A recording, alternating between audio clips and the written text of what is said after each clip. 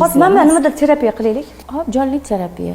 Misol uchun, sizga qanday ayollarda yo erkaklarda nima sifatlar yoqmaydi?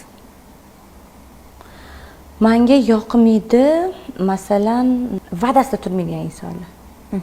Va'dasida turmaydigan insonlar sizni har doim g'ashingizni keltiradi. Va'dasida turmaydigan insonlar siz uchun qanday insonlar? Mana prinsipi yo'qda, уже gapi aytadi ham, qaytadi ham. Kechagi gapi bugunga to'g'ri kelmaydi. Men uchun bu insonlardan uzoqroq yurishim kerak. Hop, qanday insonlar? Mana misol uchun befarosat deyishingiz mumkin, yolg'onchi deyishingiz mumkin. Yolg'onchi deylik. Yolg'onchilar sizga yoqmaydi. To'g'rimi? Boshida nima dedingiz? Va'dasida turmaydiganlar dedingizmi? Va'dasida turmaydigan inson yolg'onchi hisoblanadi, to'g'rimi? Yolg'on sifati bo'ladi.